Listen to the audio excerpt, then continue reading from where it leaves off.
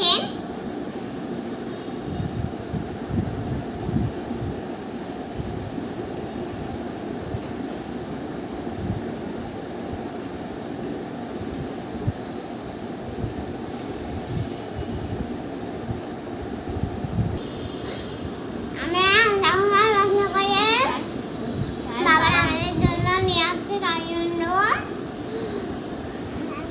তাই জন্য আমাদের খুব পছন্দ, তাই আমি খাচ্ছি আমরা।